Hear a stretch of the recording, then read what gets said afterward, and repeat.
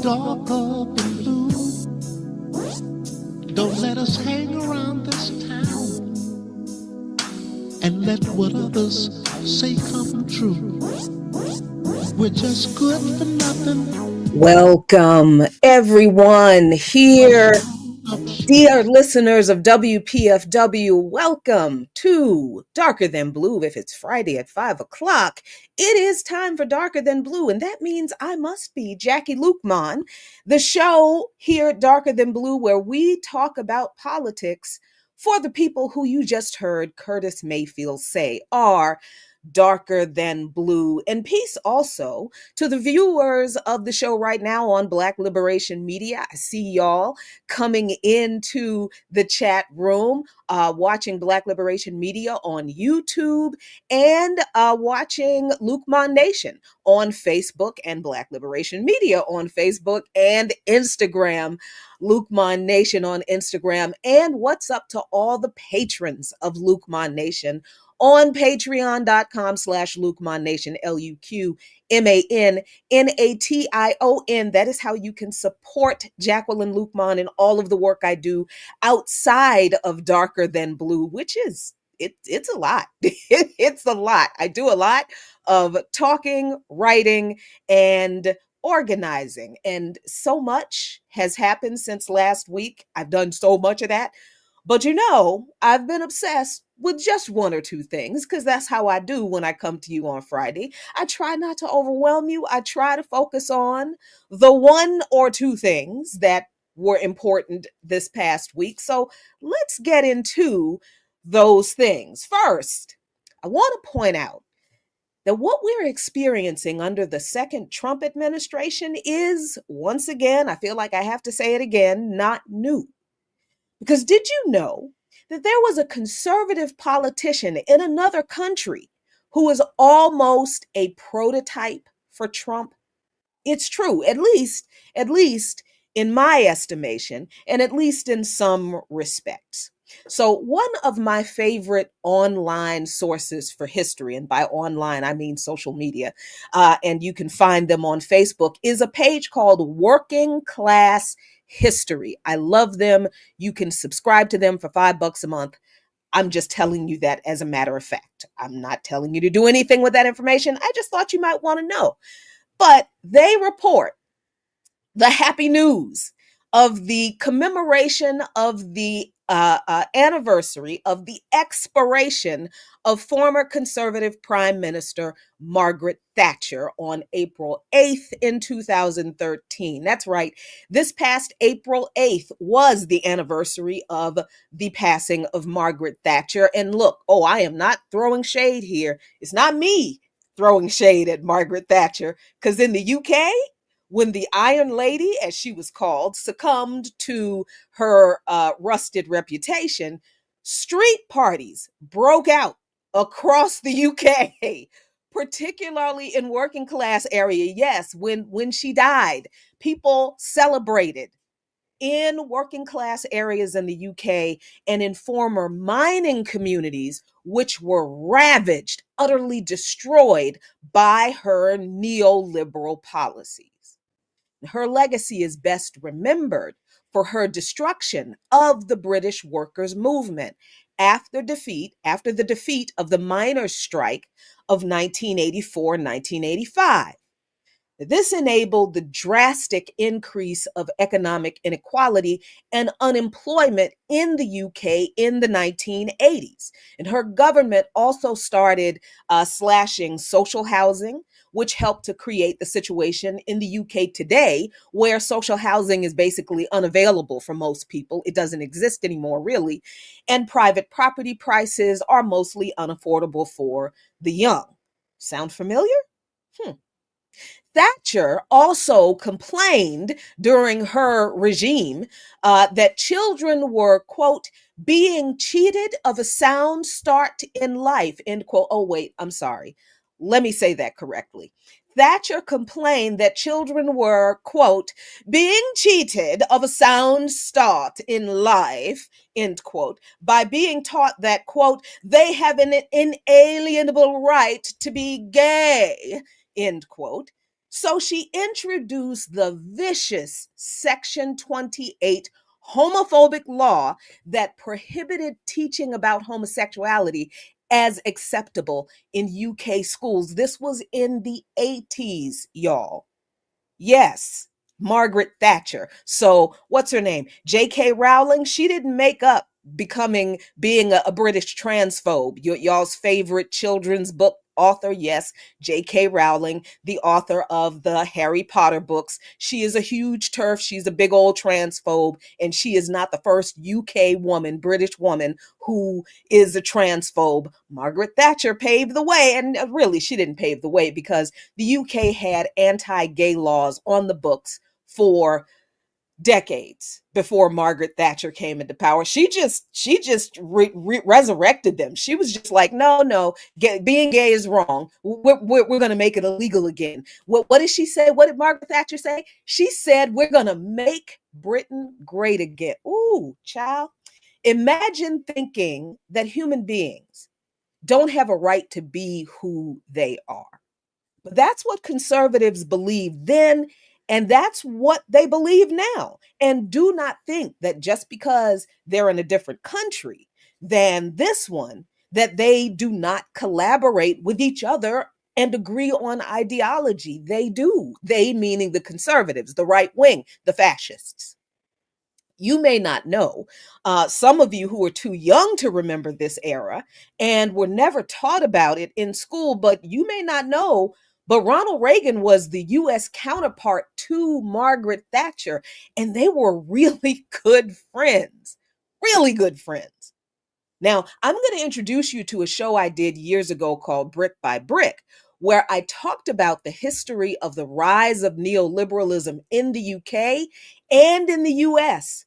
And it's fascinating, terrifying stuff that led us right to where we are today. And you can find those shows on my Patreon at patreon.com/Luqman Nation, LuqMannation. The first episode is up right now, where there's also a lot more great content for patrons, especially for you. But I digress. That's just a little bit of extra something for you.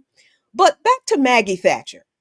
Abroad, Thatcher was also a powerful advocate for racism. Yeah, she was a flat out bigot, advising the Australian foreign minister. Now, she is telling somebody else in another country how to deal with their quote unquote others, telling the Australian foreign minister to beware of Asians, or else Australia would, as she said, end up like Fiji, where the Indian migrants have taken over. That's what she said. I didn't say it.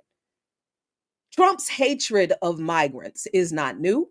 It is not unique, and it's not unusual.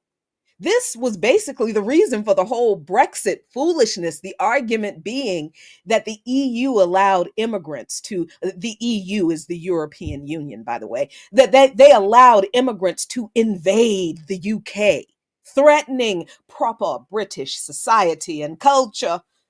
The arguments about migrant workers in the US today are almost identical to the British disparagement of migrants during Thatcher's reign of neoliberal, anti-worker, anti-immigrant, pro-privatization, police brutalization, and terror.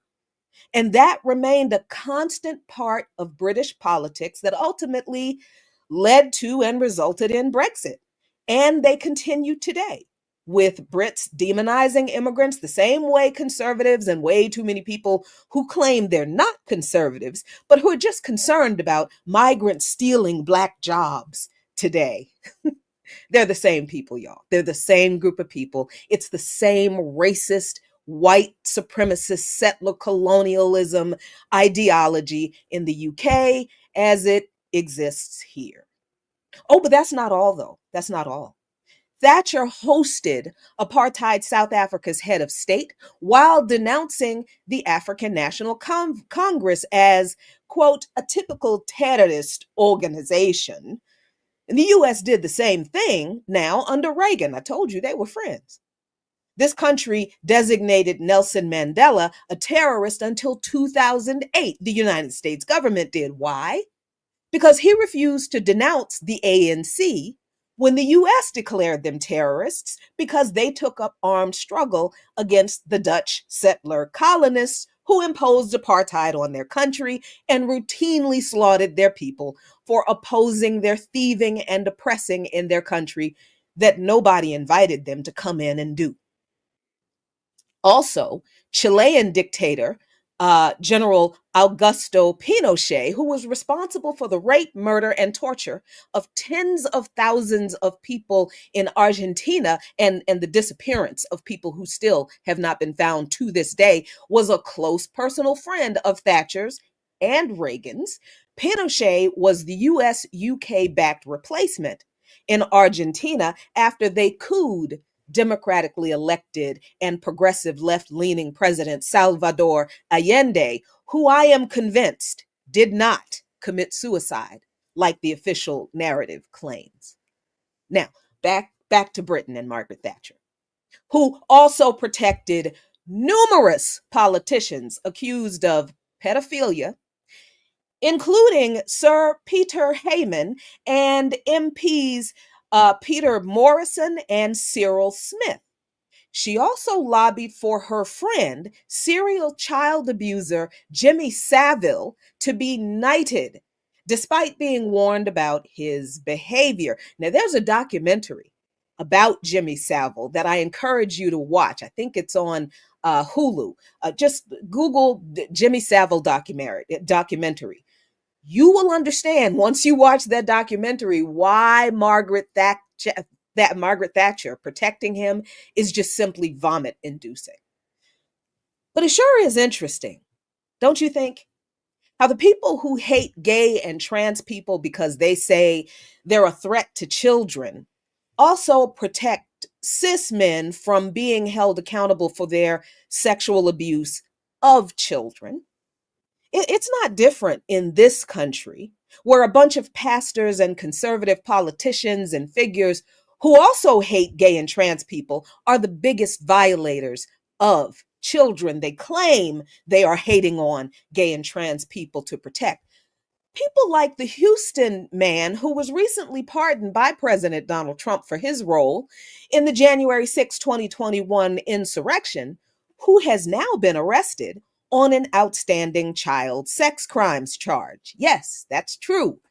This man called Andrew Taaki, I think I'm pronouncing his name correctly, but I don't even care in this point. In this case, it's spelled Taake, who is 36, was taken into custody just last Thursday after spending more than 2 weeks as a fugitive. The Harris County District Attorney's Office said he had previously been charged with online solicitation of a minor, stemming from a 2016 incident in which he allegedly sent sexually explicit messages to an undercover law enforcement officer who was posing as a 15-year-old girl. Now, this man thought that the person he was talking to was a 15-year-old child. So the fact that the person was actually an undercover cop, immaterial, doesn't make any difference. He believed he was sending naked pictures of his junk to a 15-year-old. So Taaki was among the roughly 1,600 people who, I guess after he was sending sexually explicit material to somebody who thought was 15 years old, came to Washington and participated in the attempted insurrection, including 120 Texans. A lot of people from Texas. What's wrong with them folks down there who were charged for their roles in the U.S. Capitol riot, which ultimately resulted in 5 deaths, injuries to 140 police officers, and at least $2.8 million in damage, and roughly 1,575 federal criminal cases. Now, Trump made a big deal in his first administration, claiming that the uprisings against racist police terrorism that the public lynching of George Floyd sparked burned U.S. cities to the ground. That's what he said repeatedly over and over again, and that Fox News repeated, and that a lot of conservative white folks repeated, and a lot of conservative black folks repeated this narrative about, oh, the protesters are burning cities to the ground, which sparked a vicious backlash of white people attacking protesters, especially with their cars. But I guess nobody noticed that all the cities that that they claimed were burned to the ground, still standing. They're all still there. None were actually burned to the ground, but the people who did really go to the US Capitol and destroy property, break into the Capitol, defecated inside the offices on the desk, and I am not even defending the offices and the desks, I'm just saying that's a nasty thing to do, good grief, and threatened to kidnap and hang elected officials, well, they got pardoned by the man who claimed anti-racist protesters burned cities to the ground. Look, the only way that I can explain this is that America loves liars. It's true, especially if they're white and rich, because isn't the entire history of this country that these people are trying to craft, isn't that all a lie? Yes, it is. They love their lies. The myth of American exceptionalism is a lie. The myth of America being the shining beacon of democracy on the hill for the rest of the world, that's a lie. The myth of America being the protector and the enforcer of human rights around the world, that's a lie. It's all a lie. So Americans love liars, especially if they're white and rich. It doesn't even matter if they make sense or not. You can't convince me that it matters that these people lying to folks makes any difference, because Donald Trump lies all the time, y'all. And he never makes any sense. And I don't know what's going on with my little teleprompter thing, but it is acting up. Hold on for just a second. There we go. I don't know why people believe Donald Trump. That man doesn't make any sense. He never tells the truth. And nobody really seems to care that he's lying. Well, okay, people are starting to care now. But that's only because their personal fortunes are being impacted. People are, fascism is knocking on their door, basically, literally. That's why people are actually doing something and saying something about what Trump is doing now. But before now, nobody really cared what Biden and Harris were doing in the same areas. Not really. Not the people who are upset at Trump for going after their Social Security and their Medicaid and giving their Social Security information to ICE and that kind of stuff. Nobody cared when Biden and Harris were deporting people and denying people due process. Nobody cared when Biden and Harris were threatening students that they were having arrested, who were protesting against genocide, were being threatened with deportation. Yes, that was happening under Biden too. Yes. So, people are seeing very clearly now, I believe, that everything Trump said when he was running about protecting the working class, bringing back manufacturing jobs. Everything is going to be great. Your prices are going to go down. Didn't he directly say, I'm going to make sure the prices are brought down for, yeah, I think people are seeing that he's lying. And though people are angry at the attempts to go after Social Security and Medicare and Medicaid, people aren't angry at the continuing imperialist foreign policy. People aren't as angry. People are not as angry as I need them to be at the attacks on gay and trans people and children. That people's anger is very narrowly selective at specific policies that affect them personally, that they want to stop Trump from messing with. They're not really concerned about how Trump is messing with everybody else around the world on other issues that don't have anything to do with them. And the fact that a lot of people don't see the lies that these politicians tell them about who is at fault for their economic misery just kind of lets me know that Americans really do like liars, because y'all keep voting for them, whether they're Democrats or Republicans, because I mean, the Democrats did some lying too. But even in the telling the truth that the Democrats did, that, what did Kamala Harris say? I believe that Israel has a right to exist, and I will never not defend their right to. Didn't she say she was basically going to continue that genocide, and there was no separation between her policy and Joe Biden's policy? Didn't she say that? I mean, she didn't lie, but the truth was horrifying. And it was horrifying enough that people didn't want to vote for a Democrat genocidaire, period. So back to this pastor who was arrested, and Trump making a big deal about all these cities being burned to the ground, and people are seeing, okay, the cities are still standing, but nobody is going back and saying, man, that man really lied about what these people did. They didn't do all this destruction and damage, and gosh. But his base loves him anyway, regardless of how much he lies about the rest of us, because they believe those lies not because he told the lies. They believe the lies because that is what they already believe about us. He's just confirming their own biases. That's it. So his base, Trump's base, loves him. Anyway, it doesn't matter what he says, what he does. And you see how the entire government and the military are responding to him up to this point. So why we keep believing we can reason with these folks is beyond me. But again, I digress. I'm going off track again. Sorry. Trump has referred to the January 6th defendants that he pardoned as patriots and hostages. He actually called them hostages, folks. And he said his mass pardon of them ends what he calls a grave national injustice that has been perpetrated upon the American people. There was no injustice perpetrated upon me when those people went to jail for the crimes they did commit. Okay. But he and other Republicans have sought to frame that riot as a peaceful protest, and those charged for their roles in it as if they are political prisoners. He's actually called them that.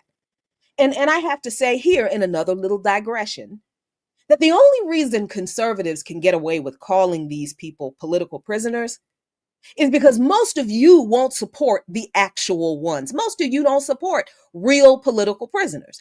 Our political prisoners, who are still behind the walls, after fighting for our liberation from all of these goons in the 60s, 70s, and 80s, who most Black people in this country know or care little about, are ignored by politicians while they get to decide that their henchmen, their criminals, are the real political prisoners, and they're not. So don't be mad at Trump.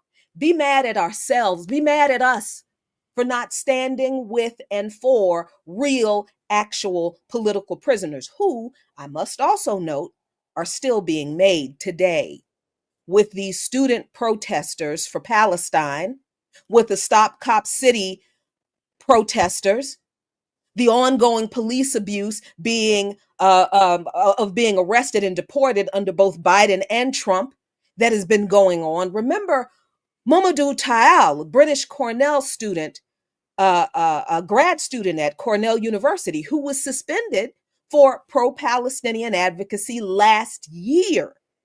Tall shared emails with the publication Inside Higher Education from a senior associate dean at Cornell University that said he was banned from campus and had demonstrated a pattern of escalating egregious behavior and a disregard for the university policies that exist to protect and respect the rights of all members of the community, of the Cornell University community.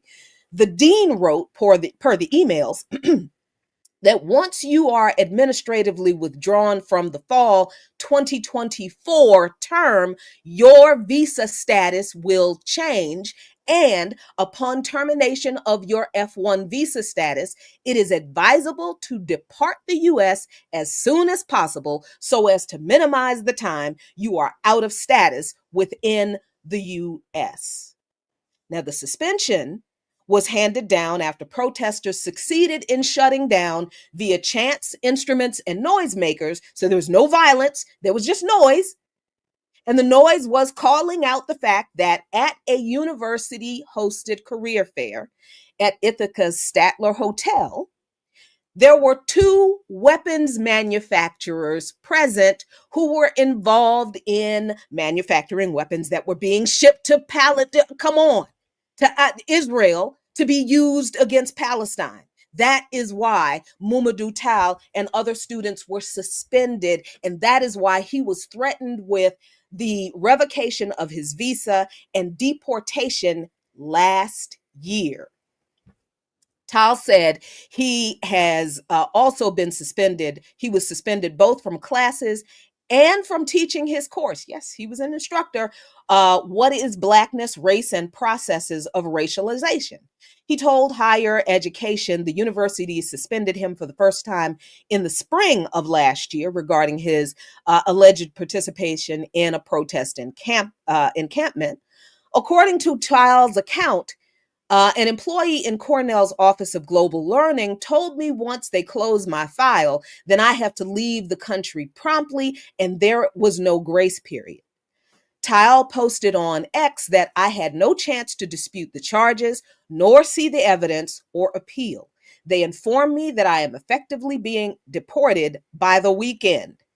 That was under Biden, and many visa-holding students who participated in anti-genocide protests and encampments faced the same threats last year, with no reprieve or no support from Biden or Harris, and now Trump is carrying out the deportations that were threatened under Biden-Harris. I am not making this up. I know you do not want to hear it. I know you don't like it when I say it, but it's the truth. Tal has since left the country. Now, he sued the Trump administration when Trump issued the order to deport him. And when that didn't go anywhere, then he has left the country a few weeks ago to avoid being kidnapped, disappeared, and sent to an El Salvadoran prison camp, like so many others have been. Now, you should really go to www.thejerichomovement.com. The Jericho is spelled JerichoMovement.com to learn more about real, actual political prisoners. But back to the conservative moral hypocrisy, shall we? There's also former Minnesota State Senator Justin Eichorn, Republican, who tendered his resignation to the legislature and to Governor Tim Walz, the Democrat, after facing a federal criminal charge accusing him of, where's my cursor? Here we go. Accusing him of soliciting sex from someone he thought was 17. Who turned out to be, once again, an undercover cop. Again, it doesn't matter that the person was an undercover cop. It matters. The only thing that matters is that this guy thought that the person was a child. Eichorn stepped down. Republican Eichorn stepped down after his entire Republican caucus threatened to expel him with Democratic support last Wednesday. Then there's Robert Preston Morris, the former spiritual advisor to Trump and pastor of the Texas megachurch called Gateway, who surrendered to authorities on child sexual abuse charges. The charges first came to light in 2024. When a woman accused Morris of sexually abusing her over the course of 4 years in the 1980s, starting when she was 12 years old. As recently as 2020, Morris hosted major fundraisers and campaign events for Trump. He served as a member of Trump's Spiritual Advisory Committee and Trump's Evangelical Executive Advisory Board during his first presidential term. Morris also worked to mobilize evangelicals to support Trump's 2024 presidential campaign. And then, no, I'm not done. There's more. There's Ricky Wynn, known as the influencer Raw Ricky on social media. I've never heard of this person. I am sorry that I know his name. But now that I'm sorry that I know his name, you have to be sorry that you know his name too, because he was taken into custody and indicted on federal charges of producing child sex abuse material. Nguyen is also accused of sexually assaulting a 15-year-old per the San Francisco Standard, and local authorities there say they found evidence that Nguyen has been facilitating an illegal sex work operation across multiple U.S. cities. Nguyen was on Fox News over the last few years, as recently as 2023, rose to fame as a tough on crime influencer who is a person of color who has filmed himself harassing homeless people across San Francisco. Ooh, my goodness. So those are the people in the US who call themselves conservatives, who have this bizarre undercover predilection for assaulting children, who are also behind the effort to criminalize gay and trans people's very existence under the guise of protecting children. But it's the people who hate gay and trans people who are the threat to everybody's children. And the indictments and the charges and the arrests prove that, don't they? None of these people are gay or trans. They're just perverts who are Republicans with power to demonize, marginalize people, to cover for their immorality. But it's 31 minutes past the hour, and that means it's time for a station break here at WPFW. So, engineer extraordinaire, let's go. Greetings, family. This Wednesday, April 16th, friends, neighbors, and comrades from all across the Washington area will assemble at Metropolitan AME Church for a DC Emancipation Day Speak Out to strategize, organize, and mobilize from 5:30 until 9 p.m. The event, Standing Together to Fight the Power, presented by the Metropolitan Washington Council, AFL-CIO, and the Federal Unionist Network, together with Harriet's Wildest Dreams, Free DC, the Washington Informer, and WPFW, will center how the community can protect DC home rule, save federal jobs and services, and support the city's most vulnerable neighborhoods. Metropolitan AME Church is located at 1518 M Street Northwest in DC. Details at WPFWFM.org and freedcproject.org. WPFW, building a better world, one broadcast at a time. Fantastic event, really great information. And if you are going to be in the area on Sunday, you can participate in the Black Alliance for Peace's Haiti and America's Team webinar on migration, state violence, and repression. You can go to tr.ee/migrant, MIRGANT, for more information. And on Sunday at 3 o'clock, you can come to the Tinley Friendship Heights Library in Washington, D.C.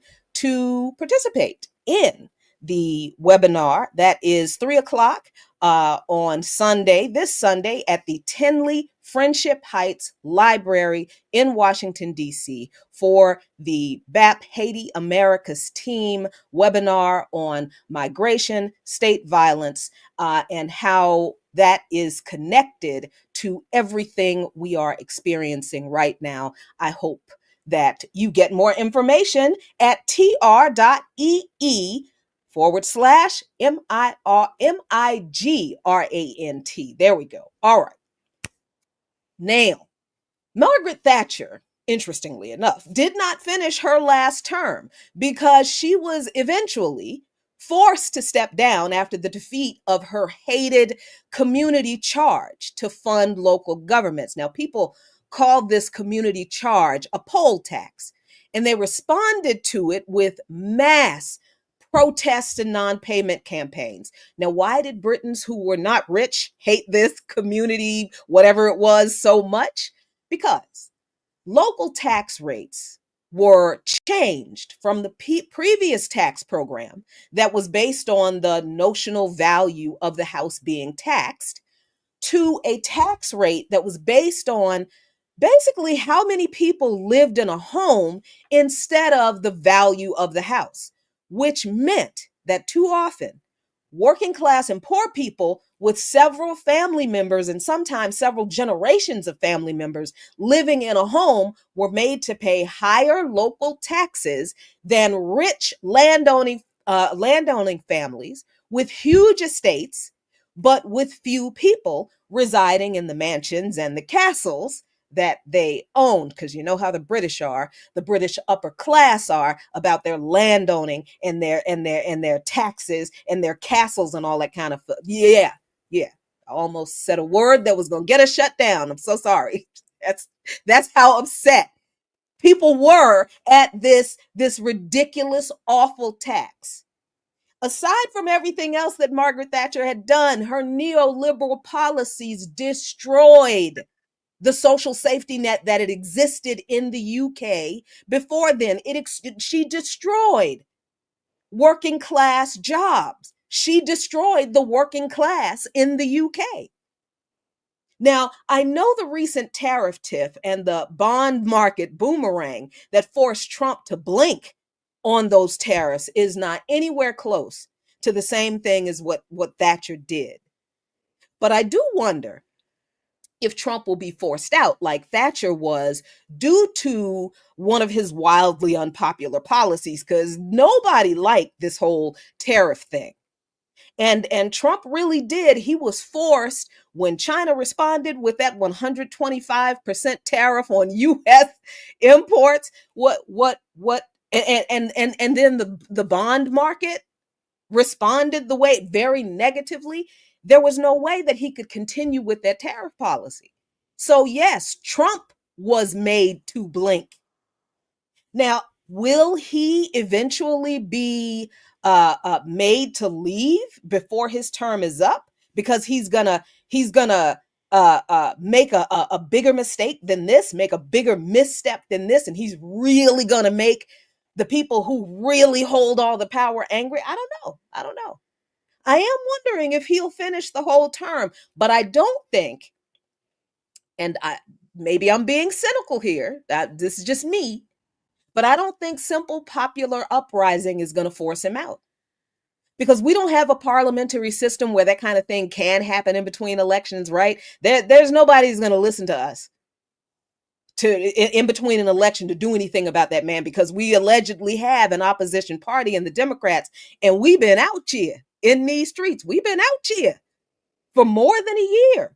On the genocide alone, we were out here in these streets about Stop Cop City before the genocide. We were out here in these streets about extrajudicial police murder. We were out here, advocating for rent moratoriums during COVID, for the expansion of or the making of the COVID era expansions of the Medicare eligibility and the SNAP benefits. We were out here in these streets demanding that those programs be made permanent, those expansions be permanent, because those programs alone reduced poverty for millions of people, particularly children. And did the opposition party listen to us and do any of those things? No, the opposition party instead arrested us for being out here in the streets demanding that they do something for the people that they claim they're the opposition party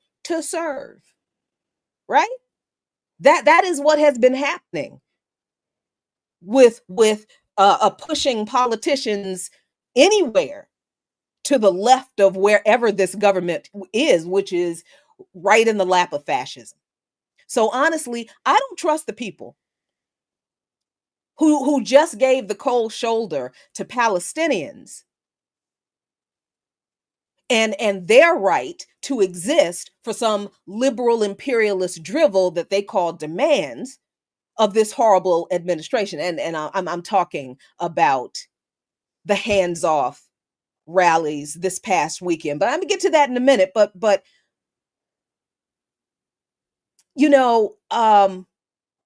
Mm, yeah, the people who gave the cold shoulder to Palestine and the Palestinians for their fight for their right to exist. When when when the emergency demonstration for Palestine happened on April 5th, this past Saturday, organizations called also for these hands-off demonstrations. And these demonstrations, these hands-off demonstrations were specifically focused on, stopping the Trump administration on the same day. And I didn't even realize that there was another demonstration planned for that day because I don't pay attention to what people who still love liberals are doing. I know I should. This has taught me that I still need to, no matter how much it makes me throw up in my mouth. But okay, I have to. But when I saw, and I was out there with my contingent, with my comrades, with my organization, with the Black Alliance for Peace Mid-Atlantic. We were out there 30 deep.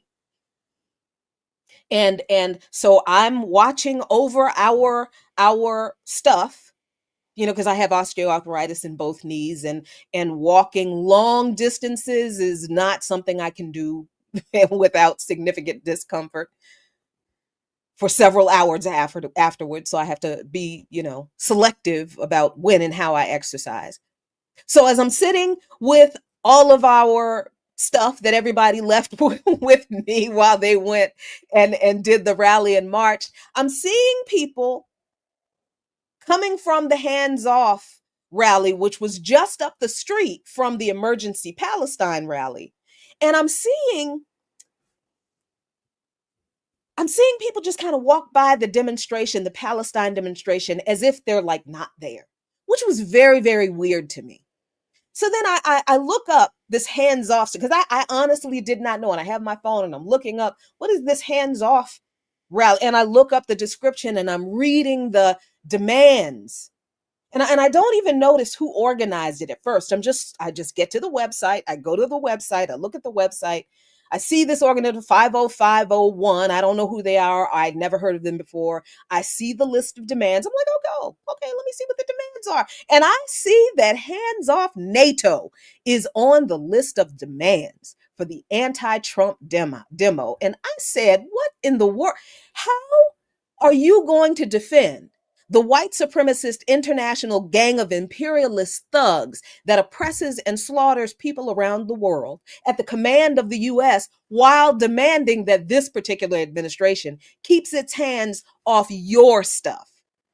Tell me you don't care about how many people around the world die at the business end of US imperialism without saying the words. Other people around the world don't deserve to have NATO keep their hands off them. Is that what we're saying? Is that what people were saying at that march? You out there talking about hands off NATO, and everybody else around the world that has to deal with NATO and wants NATO to go away. They're like, what? We want you to put your hands on NATO and drag them out of our countries. Oh, but these folks at that march, they don't care about what NATO does to the rest of the world, just as long as we get to keep our Social Security and our Medicare and everybody else's human rights and dignity. Well, that be damned. Let the former colonizers go on and keep their neo-colonial operations going in the countries they colonized previously. See, this is why being anti-imperialist and not just anti-war is critical. Because when you're just anti-war and you're not clear about imperialism and the problem with it, you end up making stupid, self-defeating demands like hands off NATO. And then you wonder why the endless wars never stop. You are out there protesting to protect NATO from being defunded by the Trump administration. But at the same time, it's endless war. We need to stop endless war. One of the ways you stop endless war is disband NATO. And I don't believe that Trump is going to dismantle NATO.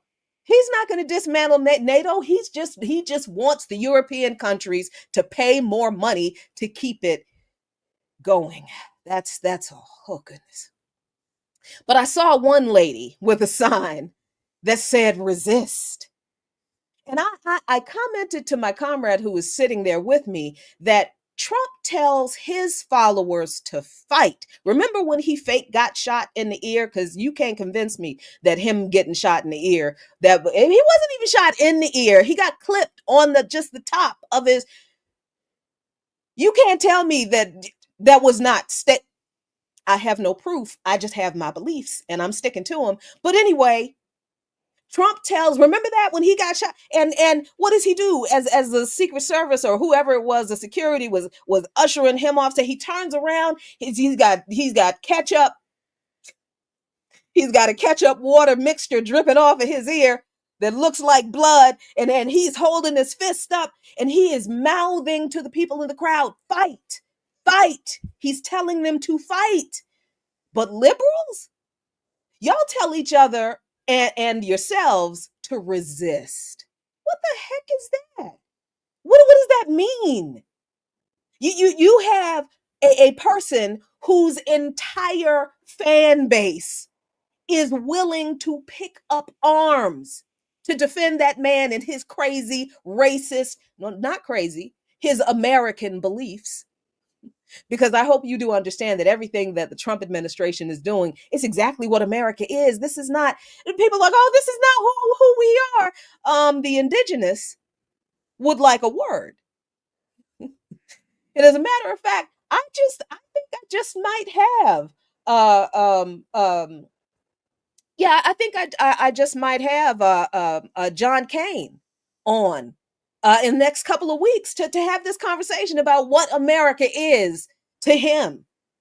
So we can stop this crazy conversation that people have, but oh, what Trump is doing is not what America is. No, what Trump is doing is exactly how America came to be, basically. I don't understand when you understand this, how your response is to merely resist and not to fight. That I don't understand this, but I suppose their idea of resisting is celebrating Cory Booker saying absolutely meaningless words for 25 hours, which did nothing to deter Democrats from immediately voting for another Trump appointee after Booker spoke his last word. I mean, literally, the Democrats, after he spoke his last word, the Democrats gave him a standing ovation, and then they sat down and they voted to approve another a Trump appointee. That really is what happened. I'm not lying. I'm not making it up. And Booker's excuse me, Booker's 25-hour word marathon that didn't stop anything also didn't stop Booker himself from voting to send more weapons to Nasrael. It's the combination of two words that you know what they are, to continue the genocide of Gaza. So fight is pretty unambiguous, even if you're not sure the word fight. Pretty unambiguous, even if you're not sure what kind of fight is being called for. But what exactly does resist mean?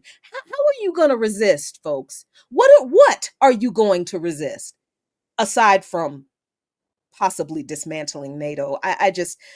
I'm so stuck on that. It's so ridiculous. Who are you going to resist? Trump? You do know the genocide, the warmongering, and the child slavery in Congo, the foreign invasion of Haiti, the horrible abuses in Ecuador, in El Salvador, the sanctions and political attacks on Cuba, Venezuela, Zimbabwe, and a third of the globe by the US was all going on under Biden. Where were y'all folks in resisting any of that and all of the domestic economic degradation and police repression of organizers and protesters unleashed under Biden Harris?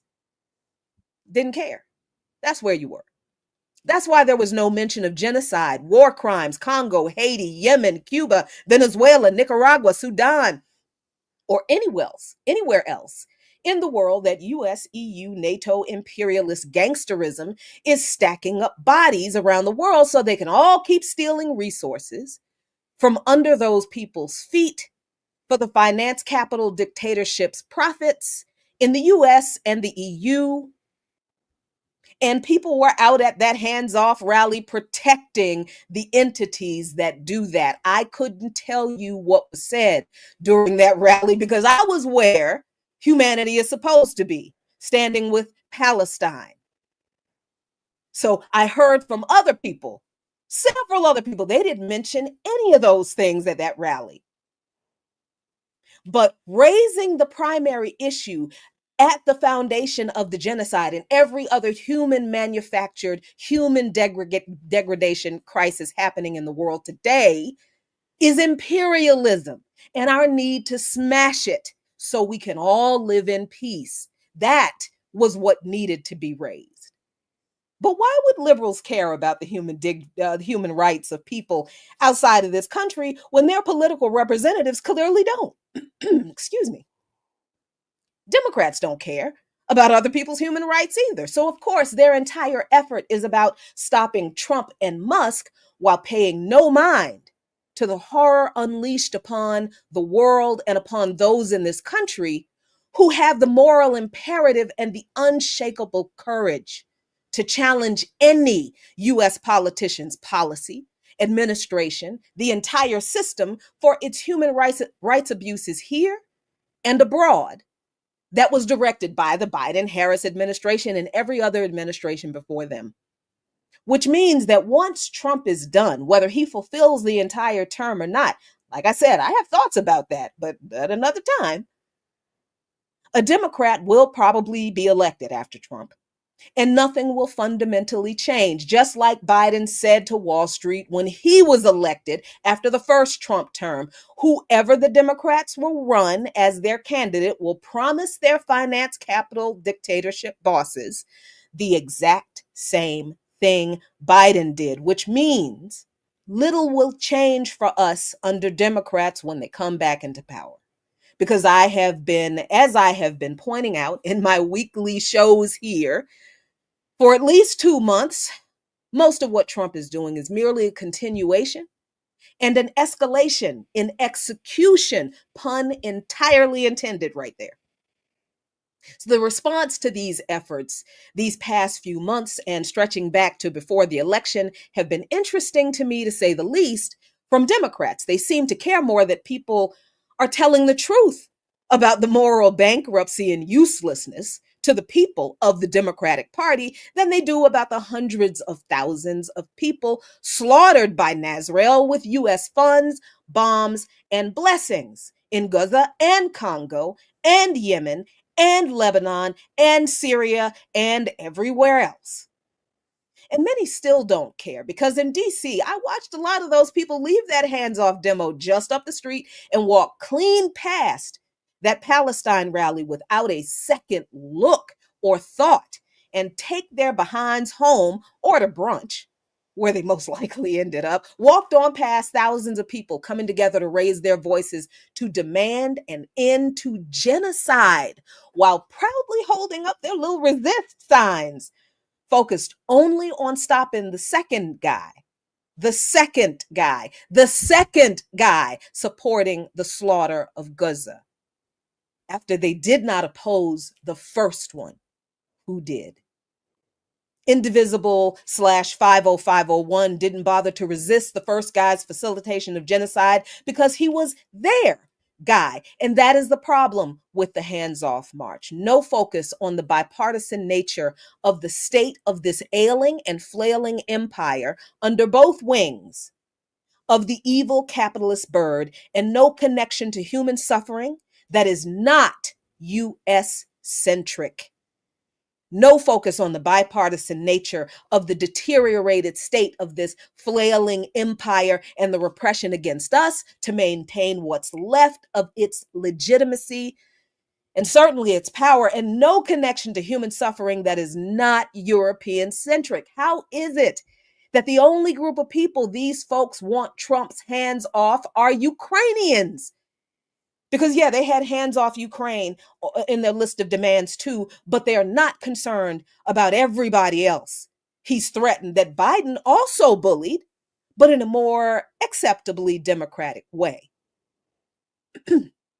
a bunch of these people had Ukrainian flags. And I don't understand how people still refuse to believe that the Ukrainian government is a fascist NATO proxy, happy to throw their own people into the US EU NATO meat grinder, only to fail at achieving the US's World War II era wet dream of destroying Russia. Why? Because the Soviet Red Army liberated the first camps and defeated the Nazis, not the US, like your favorite World War II propaganda movies out of Hollywood lie about. And I don't know how people know this. Some people do know this and still participate in these hands-off rallies with these demands like hands off NATO and hands off Ukraine. I don't know why those folks didn't demand their money out of Ukraine, because Ukraine's universal healthcare system is propped up by money from this government that says it can't afford to give you universal healthcare. And both political parties in this country tell you the lie that they can't afford universal health care to you while they give billions of dollars to fascist entities to slaughter their victims for the US. This is why liberals are worthless to the people. Conservatives are dangerous. Yes, they are. So please don't waste your time commenting with accusations of me supporting Trump, because I know liberals are the polite face of fascism. But the truth is that liberals are utterly worthless to stop conservatives, because they're all paid by the same finance capital dictators and Nazianists. So they all work for the same team, and you and I are not on that team. None of them care about any of us.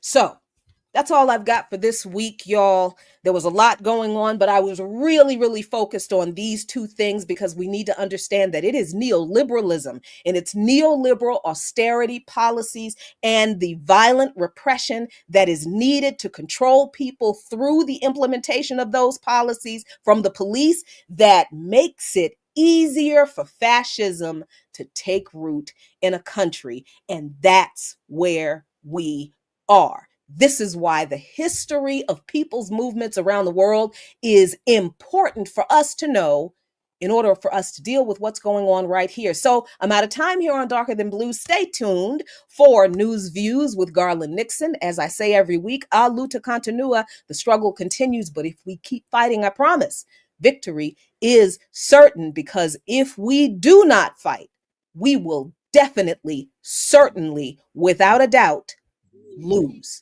Peace.